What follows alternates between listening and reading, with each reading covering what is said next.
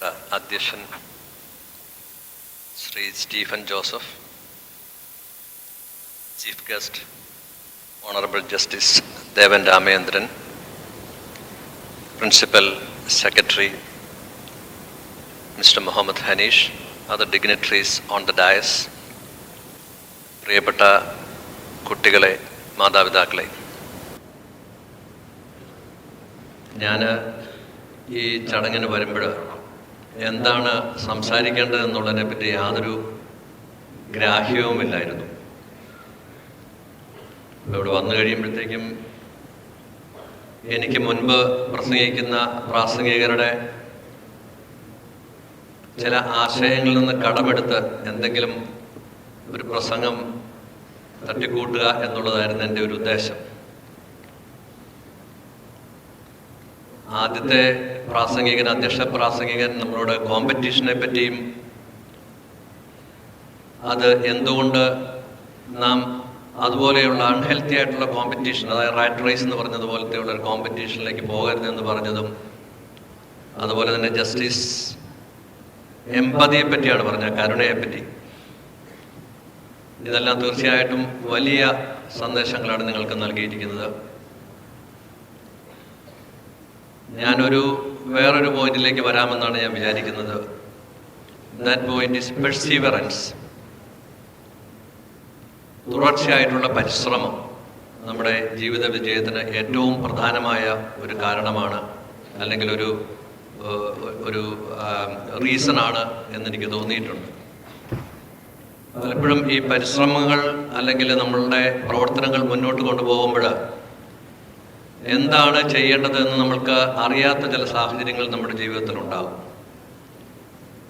ആ സമയങ്ങൾ നമ്മളുടെ മനസ്സ് അല്ലെങ്കിൽ നമ്മളുടെ ചിന്ത ഏറ്റവും നല്ലത് എന്നുതകുന്ന എന്നും ചിന്തിക്കുന്ന അല്ലെങ്കിൽ വിശ്വസിക്കുന്ന കാര്യത്തിലേക്ക് ആത്മവിശ്വാസത്തോടെ മുന്നോട്ട് പോവുക എന്നുള്ളതാണ് ഈ പെർസീവറൻസിൻ്റെ ഏറ്റവും വലിയ ഒരു രഹസ്യം.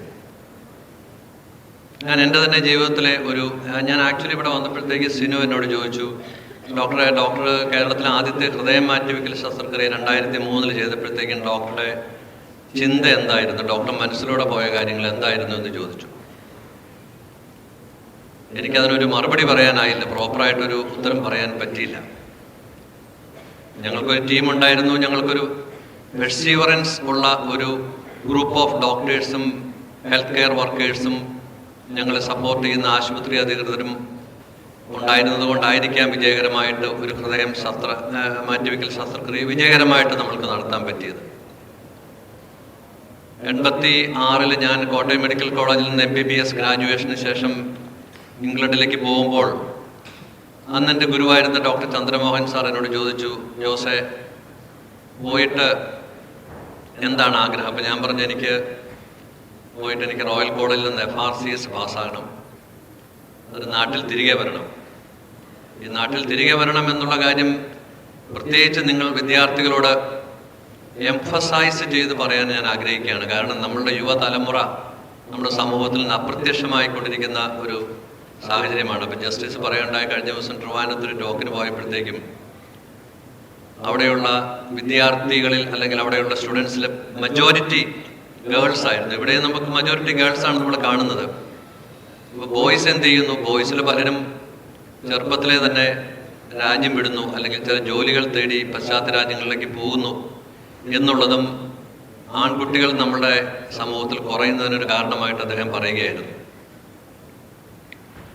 അപ്പോൾ നമ്മളുടെ ഒരു പഠനത്തിന് ശേഷം നമ്മളുടെ നാടിൽ തന്നെ തിരിച്ചു വന്ന് പ്രവർത്തിക്കണം എന്നുള്ളൊരാഗ്രഹമാണ് ഞാൻ എൻ്റെ മെന്ററിനോട് ഞാൻ പറഞ്ഞത്. മാത്രമല്ല രണ്ടാമതൊരു കാര്യം കൂടി പറഞ്ഞു, തിരിച്ചു വന്നതിന് ശേഷം ഇന്ത്യയിൽ ആദ്യമായിട്ട് ഹൃദയം മാറ്റിവെക്കൽ ശസ്ത്രക്രിയ വിജയകരമായിട്ട് നടത്തണം എന്നുള്ളൊരാഗ്രഹവും എനിക്കുണ്ടായിരുന്നു. എൻ്റെ സ്വപ്നം അതായിരുന്നു.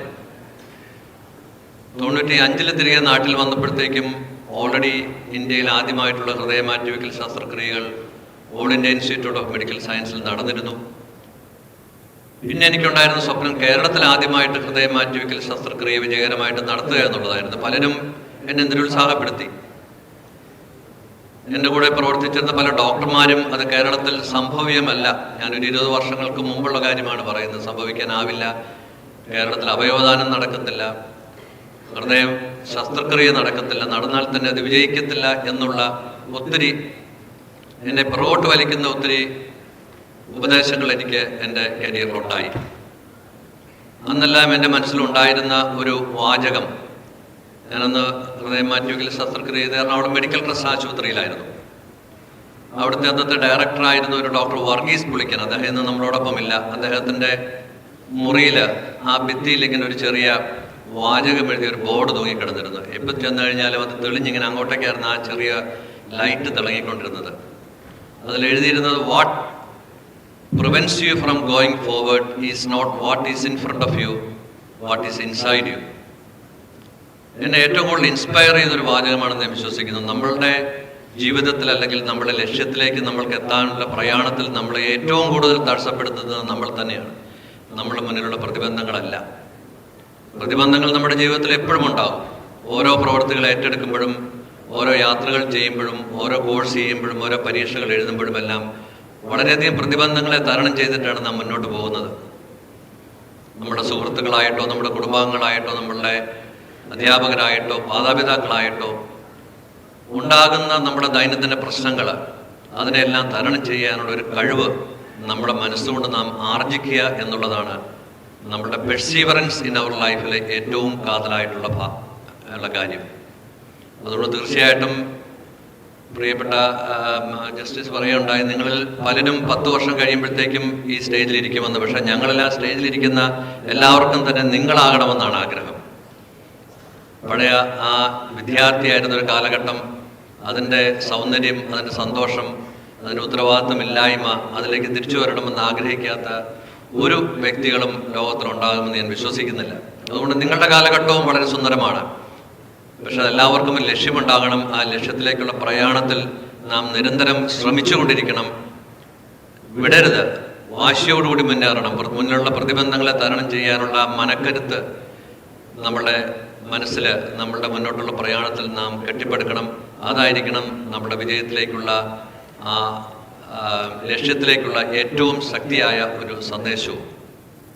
നിർത്തുന്നതിന് മുമ്പ് ഞാനൊരു കാര്യം കൂടെ പറയട്ടെ. കരുണ എന്ന് പറഞ്ഞ് ഞാനൊരിക്കൽ കുറേ വിദ്യാർത്ഥികൾ വന്നിരുന്ന ഒരു ചടങ്ങിൽ MK സാനുമാഷ് അന്ന് അധ്യക്ഷനായിരുന്നു. അദ്ദേഹം കുട്ടികളോട് ചോദിച്ചു, നിങ്ങൾക്കൊക്കെ ആരാകണമെന്ന് ചോദിച്ചു. അപ്പോൾ ഓരോരുത്തരും അവരുടേതായിട്ടുള്ള ലക്ഷ്യങ്ങളും സ്വപ്നങ്ങളും എല്ലാം അദ്ദേഹമായിട്ട് പങ്കുവച്ചു. അതിനുശേഷം അദ്ദേഹം പറഞ്ഞു, നിങ്ങൾ ആരായാലും വഴിയരികിൽ കിടക്കുന്ന ഒരു ഭിഷാന്തേഹിയുടെ വരണ്ട തൊണ്ടയിലെ ഒരു തുള്ളി ജലമായിട്ട് നിങ്ങൾക്ക് മാറാനായെങ്കിൽ നിങ്ങളുടെ ജീവിതം സാഫല്യമായി സാക്ഷാത്കരിച്ചു എന്ന് വേണം കരുതാനായിട്ട്.